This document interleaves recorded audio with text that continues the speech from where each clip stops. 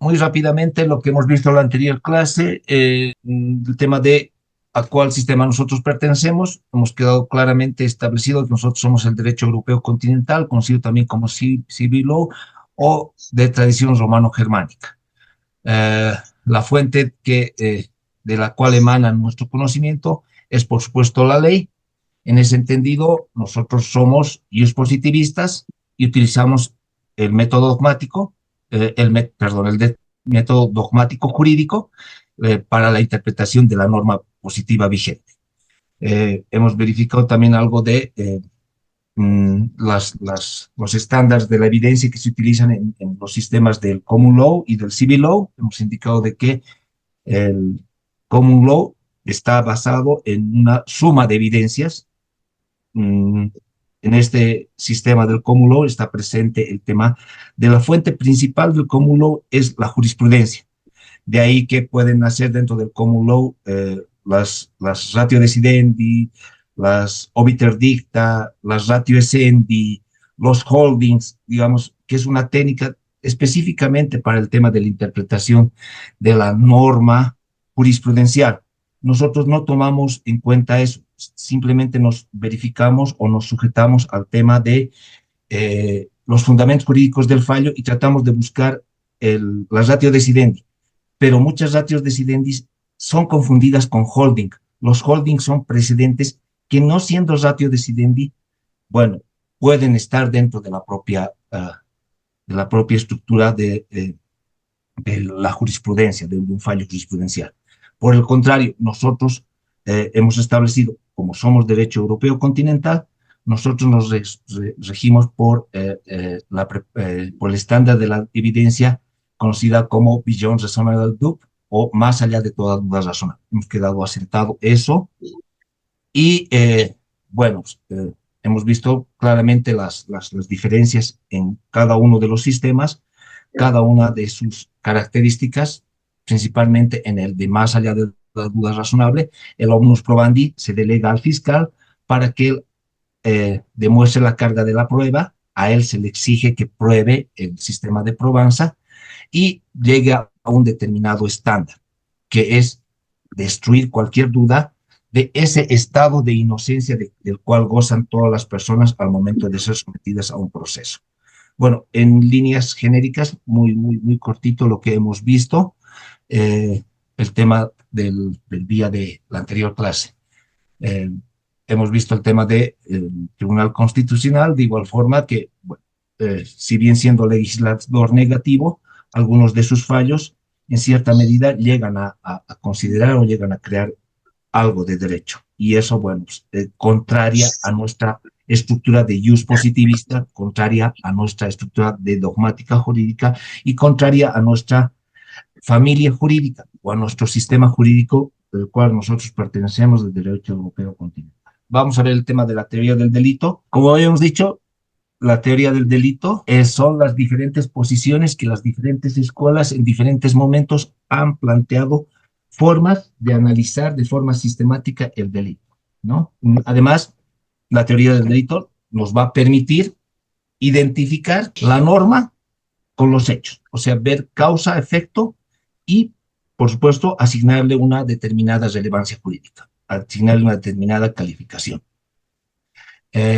Como habíamos asentado, ¿no? O sea, nosotros, por nuestra familia, por nuestro sistema jurídico, somos jus positivistas. Como jus positivistas, entendemos de que el conocimiento solo va a venir de la norma. Por eso utilizamos el método dogmático para el tema de investigar el ordenamiento jurídico positivo. Este método dogmático nos va a poder sistematizar, organizar, identificar cuáles son aquellos elementos para que nosotros podamos afirmar, podamos establecer, podamos precisar la existencia de un hecho delictivo y, por supuesto, además, sus correspondientes consecuencias. Y además es la teoría del delito. La teoría del delito también se entiende como una herramienta básica que debe tener tanto la acusación como la defensa para establecer una estrategia para verificar que el hecho que se está sometiendo es o no es un delito, para verificar el grado de ejecución, causas de justificación, imputabilidad, inculpabilidad y, por supuesto, las consecuencias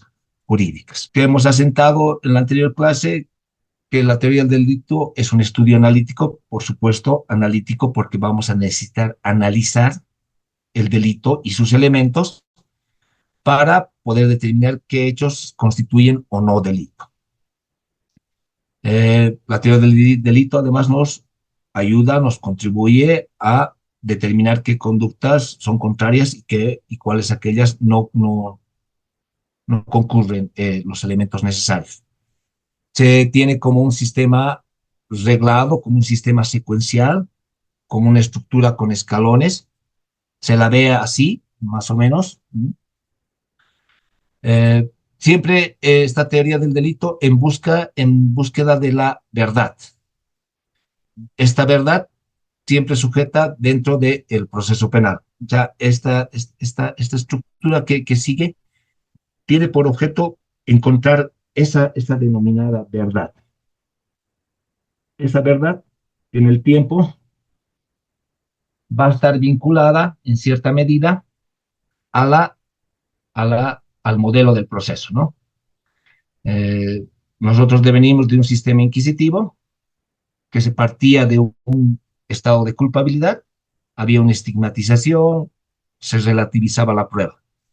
Hemos avanzado a un sistema acusatorio, se parte de un estado de inocencia, toda persona que es sometida a un proceso partimos de que esa goza de un estado de inocencia que se mantiene durante todo el proceso y en este caso la prueba cobra una relevancia sustancial. O sea, es primordial el tema del sistema de probanza en este modelo.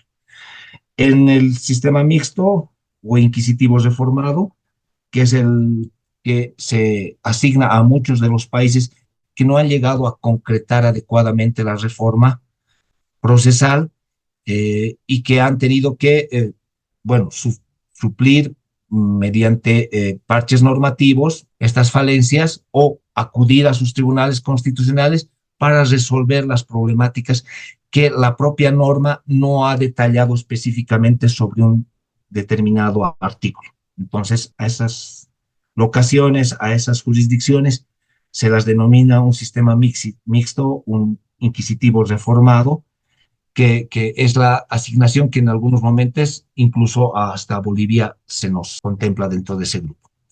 Bueno, volviendo, como hemos dicho, el fin inmediato del proceso, ustedes lo conocen, es la búsqueda de la verdad. O sea, nosotros necesitamos encontrar la verdad.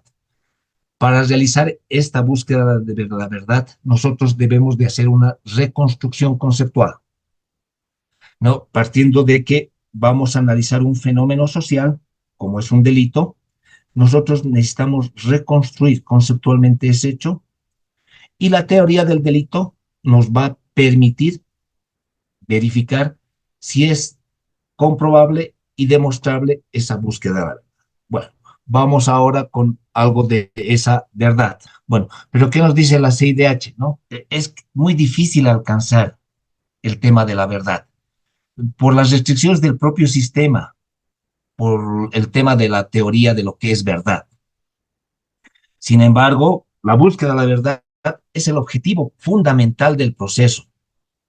Es lo que va a hacer que un Estado sea considerado un Estado de derecho y tenga esa potestad, ese jus puniendi, ese derecho de castigar. Solo llegando a la verdad, nosotros podemos tener esa capacidad de poder establecer. Por eso es que nos dice Luis Fernández que busquemos la verdad histórica, nos dice Edson también la verdad material, Carmen nos dice la real por sobre la formal. Bien, es interesante las posiciones.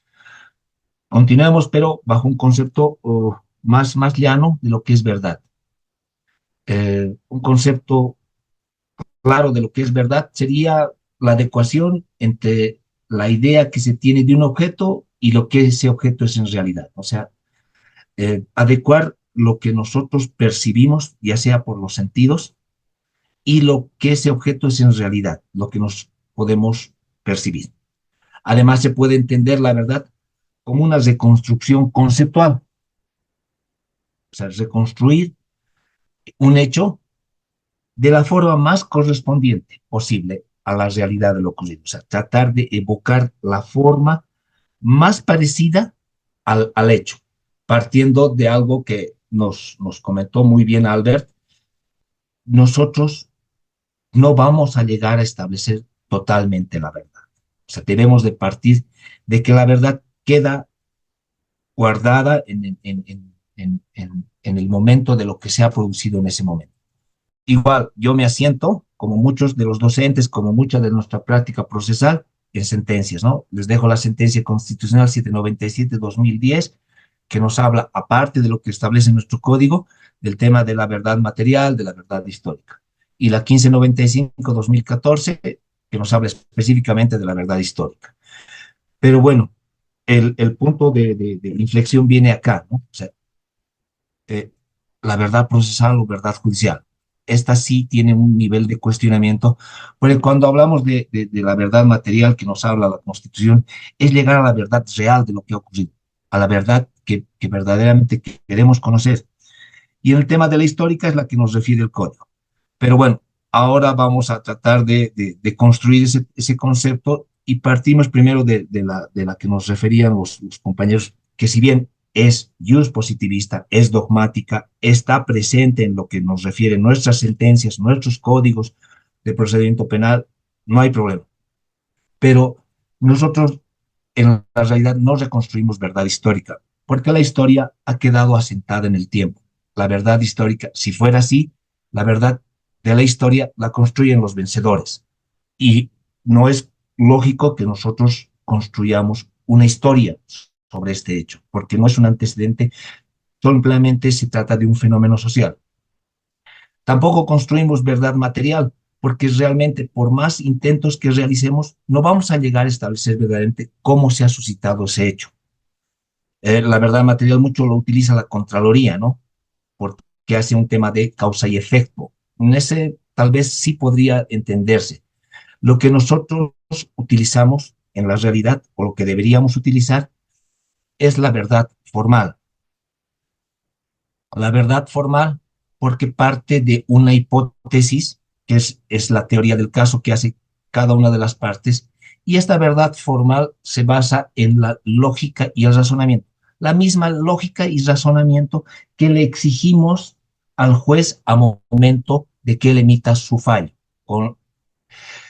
con la posibilidad de que él, en base a su criterio, en base a su experiencia, en base a psicología, en base a sus conocimientos, pueda emitir una sentencia en base a lógica y razonamiento. Por el contrario, el tema de verdad material, en el tema de verdad, siempre hay un nexo causal y está muy condicionada a la realidad de los hechos. La que nosotros utilizamos, la que nosotros deberíamos de buscar es aquella verdad formal. Sin embargo, entiendo, comprendo lo que dicen nuestros códigos, entiendo lo que dicen nuestras sentencias y tratar de aventurarnos a decir que vamos a buscar una verdad formal, bueno, sería tal vez dilapidante en un juzgado, pero nosotros estamos en el ámbito académico y en ese ámbito académico es necesario que nosotros conozcamos que la verdad que nosotros buscamos dentro de un proceso penal es esa verdad formal, esa verdad hipotética, de lógica y razonamiento, que puede ir fallando, puede ir readecuándose en la búsqueda de la obtención del conocimiento. La verdad, como dice la diapositiva, es diferente a la que se persigue en el proceso, en la sede civil. Porque la verdad histórica es esa, la de la sede civil. O sea, quienes son de índole más civilista saben que la verdad histórica, la verdad corresponde al área civil, la verdad material o verdad de correspondencia o verdad real. No pertenece al tema del proceso penal. Ya lo afirma un, un, el hijo de un gran jurisconsulto, Baudino, el eh, abogado de la Argentina, y él nos hablaba de esta preocupación, ¿no? O sea, verdad formal. ¿Qué busca dentro del proceso penal argentino? La verdad formal. Si bien en su código penal argentino igual dice verdad histórica, partiendo de que el, código modelo para Iberoamérica ha sido trasplantado a todas las jurisdicciones y bueno, tiene una misma redacción. Sin embargo, elucidando, haciendo una entelequia humana, bueno, podemos comprender que él nos dice, para procurar llegar a una verdad formal, debemos analizar la prueba científica con el auxilio de herramientas informáticas, tecnológicas. Incluso hasta Baudino nos refiere que la verdad que se busca dentro del proceso penal no es esa histórica, no es esa de lo que ha quedado en la historia, no es la material que te obligaría a conocer verdaderamente qué ha ocurrido, sino es esa que es más llana, es más sencilla, es la verdad formal, que es una verdad hipotética que nos permite, bajo la lógica y el razonamiento, llegar a conocer específicamente o acercarnos, como nos dijo Albert, acercarnos un poquito a lo que verdaderamente ha ocurrido. Seguimos.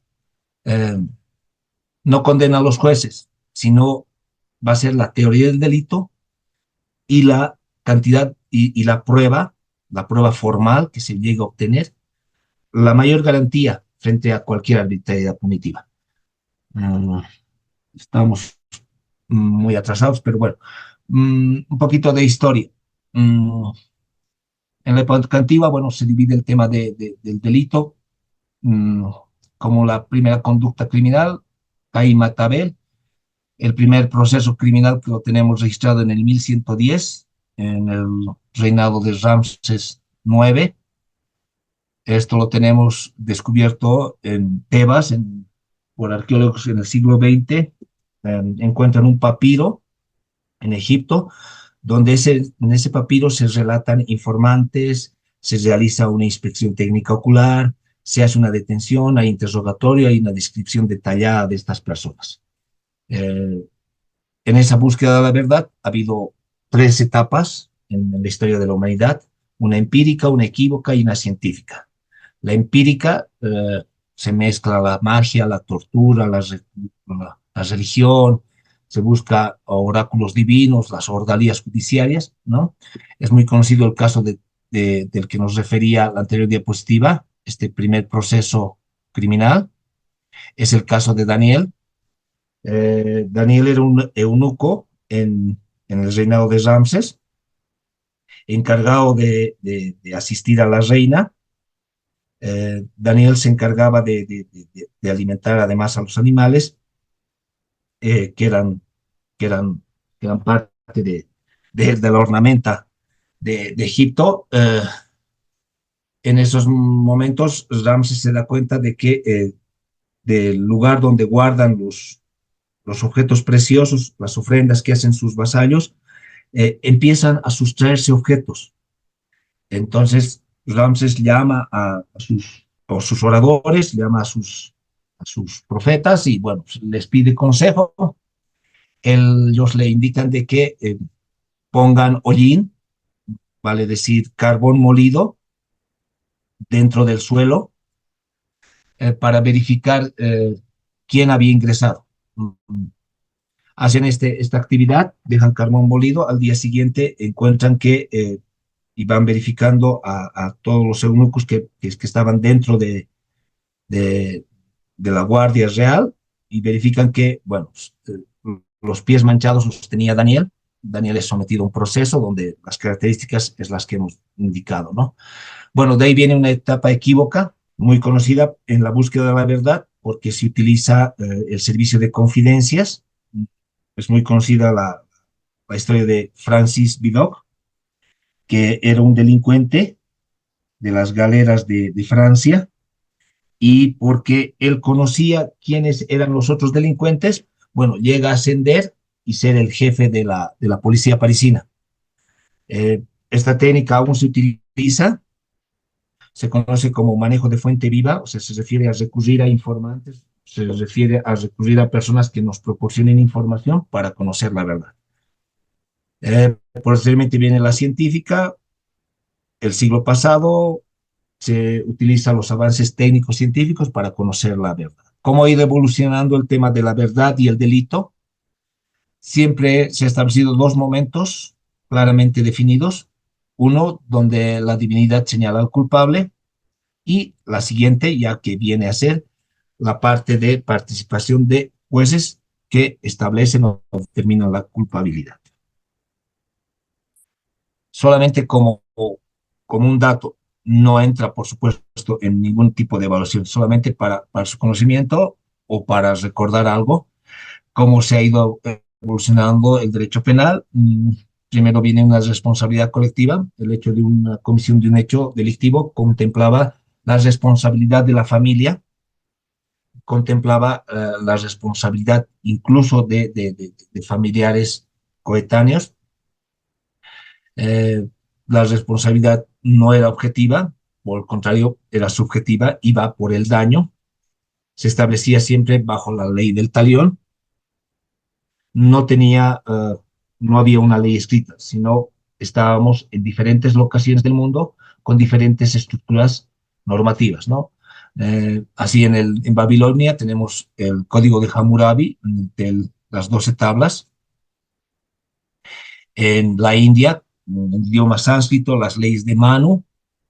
En Sumerio, las leyes de Ur con Mamun. En Mesopotamia regía el código Esuna. En Roma, con latín, venía el derecho romano, y en el tema del derecho germánico venían principalmente la realización de las ordalías judiciales, ¿no?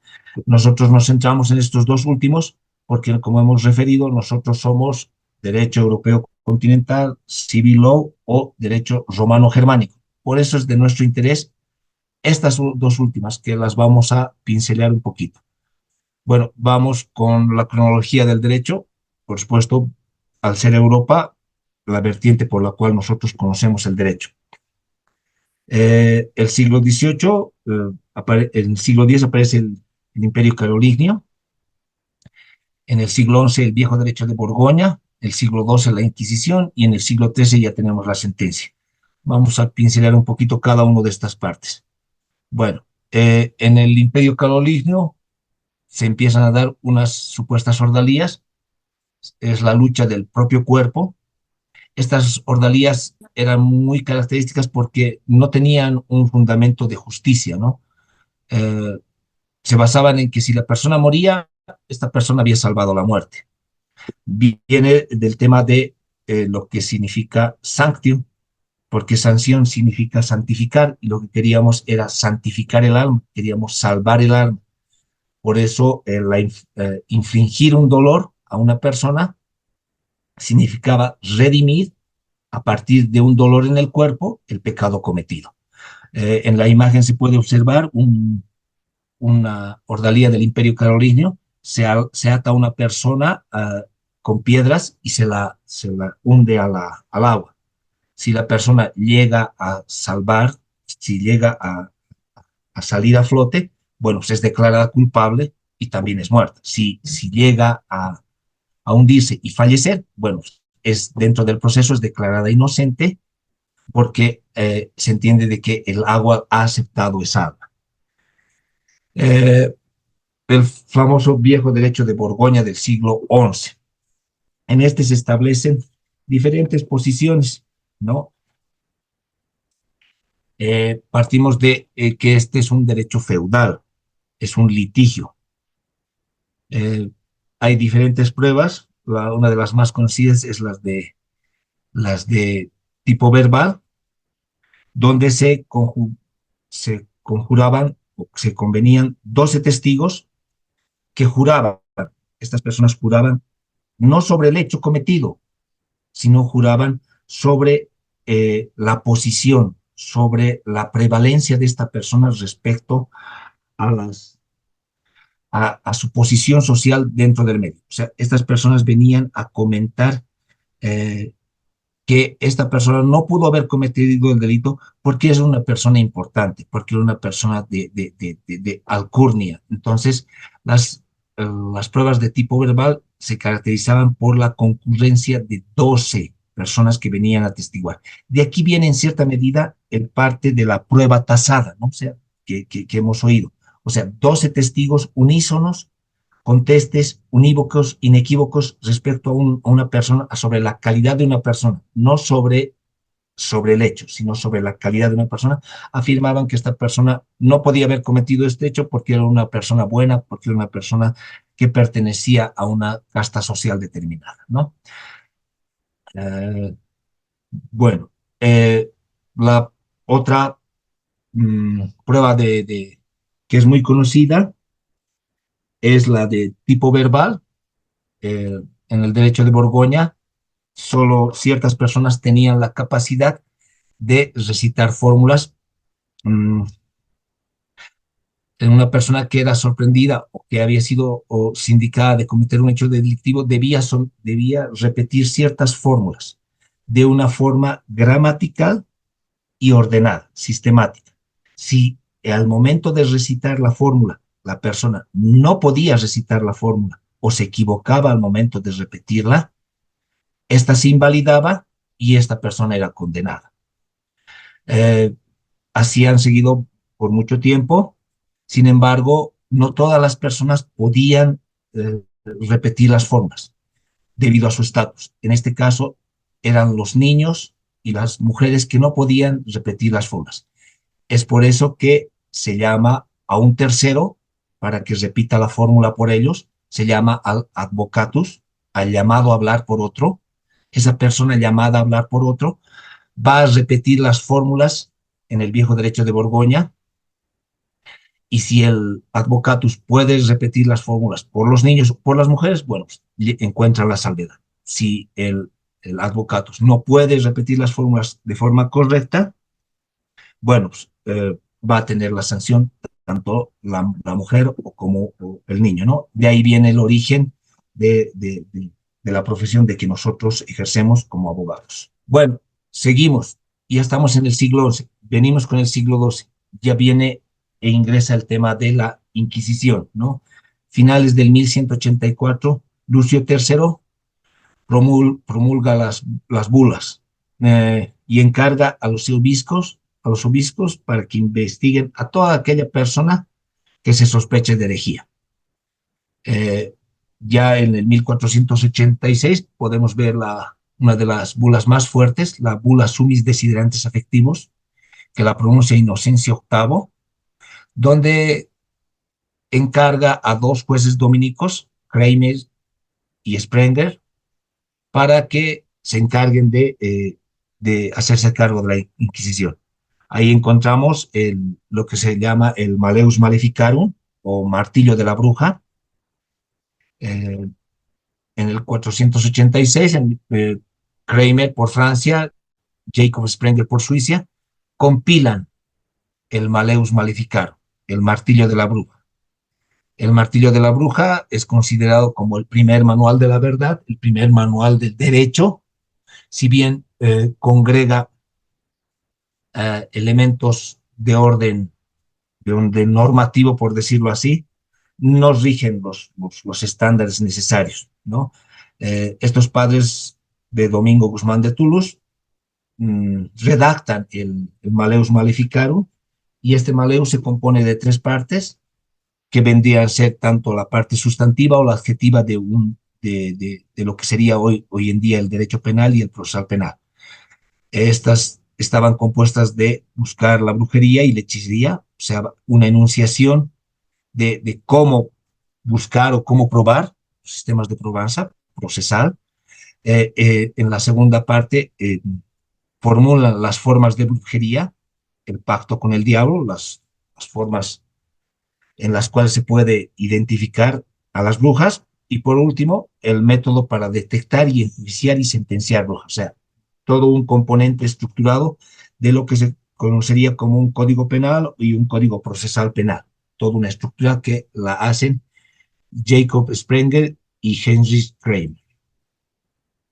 Bueno, el tema del maleficarum en su momento se confundía, de entender de que esas épocas siempre todo iba orientado a la mujer, ¿no? La mujer no tenía las condiciones necesarias, por eso que ya en el derecho de Borgoña la mujer no podía declarar las fórmulas como hemos referido. Entonces se entendía de que el tema de maleficarum venía de fe disminuida, de fémina, pero bueno, con el tiempo se estableció que el Maleus específicamente está tratando de ver y de identificar a aquellas personas que están en contra eh, eh, de lo establecido en esos momentos como estructura católica.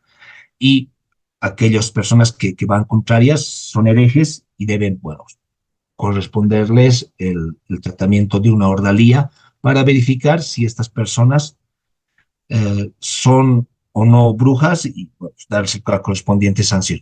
Como les decía, es considerado el martillo de la bruja, el Maleus Maleficarum, como el primer manual de la verdad, el primer manual de la búsqueda de la verdad, el primer manual eh, del tema del derecho penal.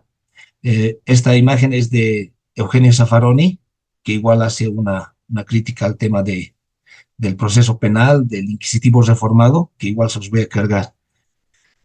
Bueno, mm, como se refiere a la diapositiva, este es un primer manual, va a sistematizar, va a condensar sobre el origen del delito, el origen del crimen, por decirlo así, la etiología del delito, en base a dos ciencias, la criminología y el derecho penal. Y hoy día, pues, eh, las utilizamos de sobremanera en el tema de, en ese momento, la búsqueda de manifestaciones del mal, o sea, buscar el mal, los datos para descubrir quién está realizando actividades malas en práctica, ¿no?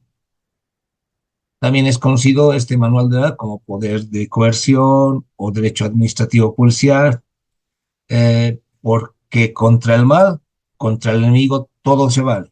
Y si se cometen excesos, son perdonables en aras del objetivo superior, salvar a la humanidad. De aquí viene, de esta estructura viene, de, de que contra el mal, ese mal de las brujas, todo vale y no hay problema si rompemos el esquema de derechos y ese equilibrio que debería existir de eficacia jurídica versus derechos y garantías constitucionales, no importa, porque el objetivo superior es salvar a una humanidad. El objetivo supremo es salvar de las brujas a a la humanidad de ese momento, o sea, salvar a la Iglesia Católica respecto a esa actividad. Es interesante cómo las posiciones absorben esta parte del martillo de la bruja para justificar la imposición de la eficacia jurídica por sobre derechos y garantías constitucionales con el objetivo de lograr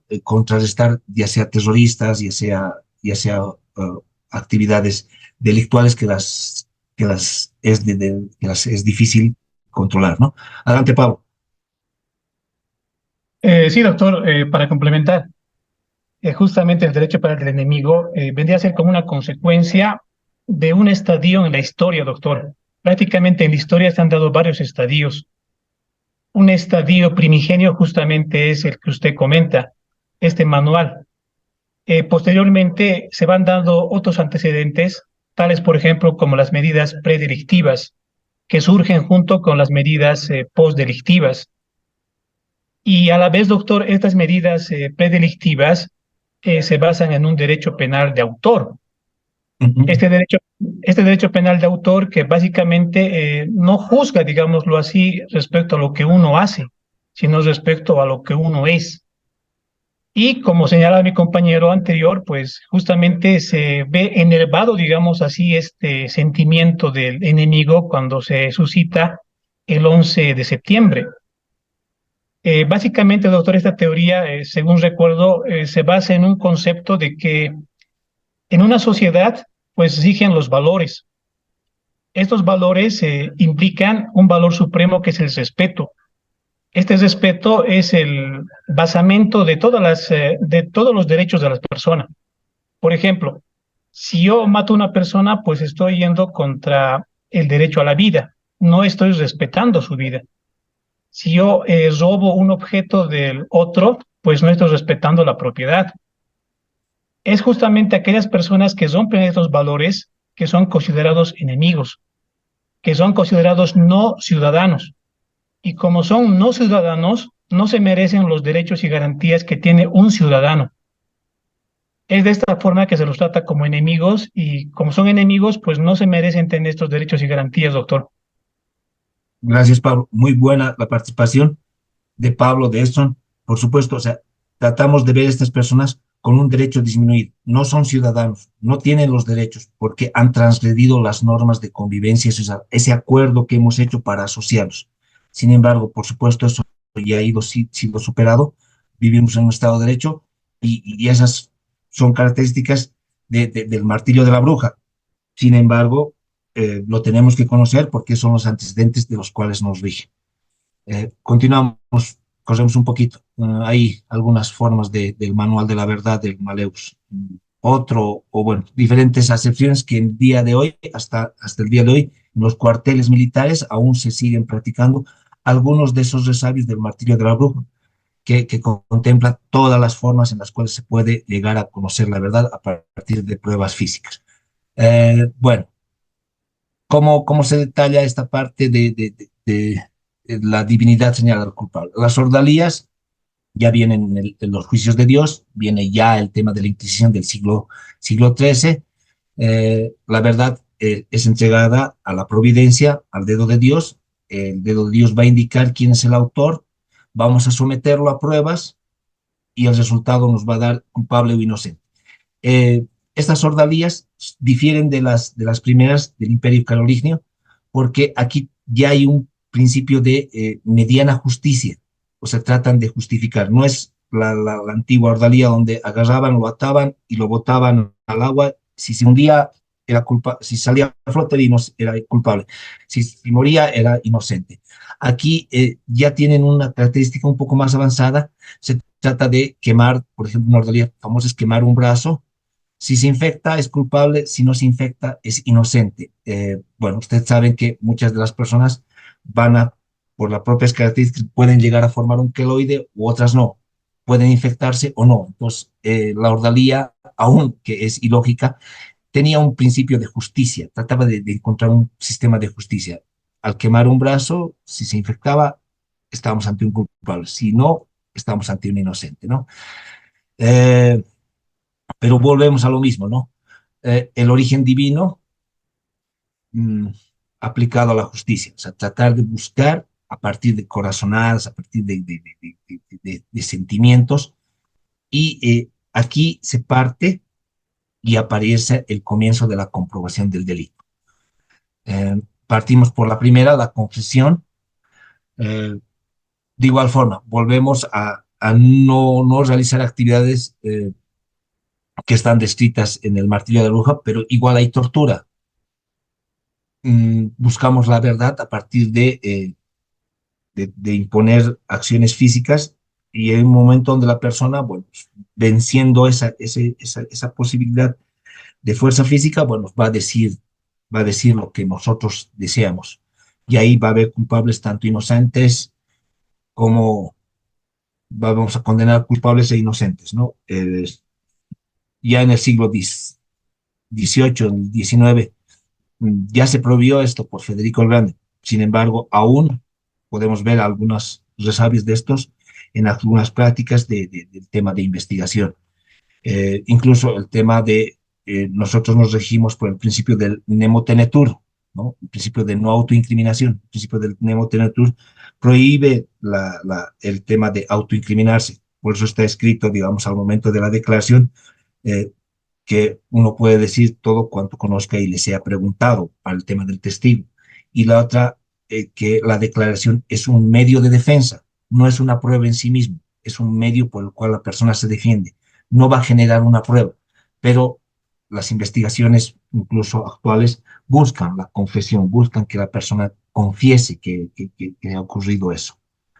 Ya no utilizamos la tortura, sino, bueno, pues, se aprende a veces a los familiares y con eso forzamos a que se diga o se hable de algún tema de esta naturaleza.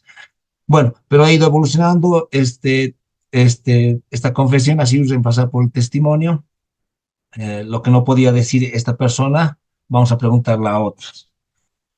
¿Quiénes son estos los testigos? Pero este problema está en que las personas siempre van a estar en función de su temperamento y eso es incontrolable. va a haber muchos errores porque vamos a encontrar testigos de mala fe bueno, van a declarar, y vamos a encontrar también testigos de buena fe, pero que si bien tienen buena fe, se equivocan porque no pueden evocar adecuadamente la información del hecho que ha ocurrido, ya sea porque lo han presenciado o porque lo han vivido. Si lo han vivido, totalmente complicado, porque a partir de que hayan sido víctimas de un robo o de una violación, están con un hecho traumático. Entonces, la forma de evocar es muy rudimentaria, muy rústica para evocar los sistemas de información actuales que se dan en Bolivia. Igual, fracaso en el testimonio. No es lo que se esperaba, ¿no? O sea, siempre se identifica a la persona que, que la persona evoca o puede recordar que es la que ha cometido el hecho. Y bueno, nuevamente volvemos a tener más y más errores. Mm, pero ahí, en esa evolución, nace lo que es la prueba indiciaria, esa prueba que la vamos a encontrar en los testigos mudos, en los objetos que no tienen sensibilidad, en objetos que vamos a encontrar la verdad a partir del análisis de estos elementos, y partimos que para llegar a esa verdad vamos a interpretar eh, los testigos mudos por los especialistas, los peritos, aquellas personas, como refiere el 204, aquellas que por su ciencia, técnica o habilidad conozcan o tengan una experticia en una rama, arte o ciencia del saber, y que deben confluir para nuestros procesos para que lleguemos a dejar atrás que nuestros procesos se fundamenten solamente en la confesión o en el testimonio, sino que podamos realizarlo en base a los especialistas. Eh, por supuesto, el tema de esa influencia va a, de estos sistemas va a influir, digamos. En la prueba indiciaria usa el testimonio, en la prueba pericial usa lo fáctico, ¿no? Lo que buscamos nosotros es lo fáctico, lo real. El delito, diferentes concepciones. Ataque al bien jurídico es toda acción dolosa o culposa descrita en la ley que sanciona con pena o medida de seguridad o incluso ambas. El delito es aquella violación a las normas vigentes, a las normas acordadas, pactadas dentro de un determinado contexto, lo que hace que merezca una pena o medida de seguridad. Otro concepto, acto o omisión que sanciona las leyes, de donde se desprende el elemento conducta. Ese es es el tema de nuestro módulo, el tema conducta, pudiendo presentarse como acción o omisión y sus variantes. Las vamos a ir viendo en el transcurso de las siguientes clases. Las escuelas, como les había dicho, la teoría del delito surge a partir de la posición de las diferentes escuelas en diferentes momentos. ¿Qué son las escuelas? Son cuerpos orgánicos de concepciones contrapuestas sobre la legitimidad del derecho penal. Por supuesto, cada escuela trata de apropiarse del derecho penal y decir que ellos son los que les corresponde explicar, sistematizar, entender lo que es la naturaleza del delito y sobre el fin de las sanciones. Así en el siglo XVIII nacen las escuelas clásicas, la positiva, la tercera escuela o tercera escuela, la sociológica, la dogmático-jurídica, la neoclásica, la del correlacionalismo, la finalista. Nosotros, por la estructura de nuestro derecho, nos regimos o nos concentramos, como les había dicho, en el causalismo, el finalismo y funcionalismo, partiendo siempre del hecho que nosotros somos finalistas y cada una de las características las encontramos en esta diapositiva. En el tema de la causalista surge en el siglo XIX, después la finalista surge después en el siglo XX, el exponente en Alemania Hans Welser, y esta se concentra en estudiar la voluntad en la acción, o sea, se centra el tema en la acción. La funcionalista, principios del siglo XX en Inglaterra, por Winter Jacobs, estudia la sociedad y propone la vigencia de las normas esenciales. también habla del tema de la pena, del delito, la culpabilidad y la antijusticia, que la vamos a ir analizando, la vamos a ir estudiando. Bueno, como os habéis referido, el tema de las escuelas, mm, no solamente se produce el tema de las modificaciones normativas del 73 respecto a que hemos cambiado de causalistas a finalistas, sino porque al ser nosotros de tradición o de un sistema jurídico de derecho europeo continental, la mayoría de los países que congregan este sistema utilizan la teoría finalista del delito, no solamente por el hecho de que lo así ha establecido su norma o su reforma está centrada en el tema de verificar la acción, o sea, verificar la finalidad de esa acción, concentrarnos en cuál ha sido el objetivo, cuál ha sido el fin de realizar, partiendo de que toda acción que se realiza bajo esta estructura tiene una motivación, tiene en concreto una determinada finalidad. A partir de eso, no solamente partimos de lo que dice la concepción normativista, sino también además de la tradición jurídico-continental que utiliza la teoría finalista del delito como la forma más adecuada, como la forma más conect, conect, conectada para ver el tema de estándar de la evidencia, más allá de toda duda razonable. La teoría finalista contribuye a verificar en lograr más allá de toda duda razonable, porque nos concentramos en el tema de la acción, la finalidad de la acción, verificar qué está realizando esta determinada persona. La teoría finalista nos dice debe estar dirigida hacia una determinada finalidad. La finalidad es parte imprescindible de la acción. O sea, la finalidad va a ser la parte que nosotros vamos a hacer ese estudio analítico sobre la acción para determinar ese componente que nosotros precisamos para empezar a encontrar ese sistema escalonado que nos va a poder establecer el tema de la acción, la tipicidad, la antijusticia y el tema de la culpabilidad. Muchas gracias a todos.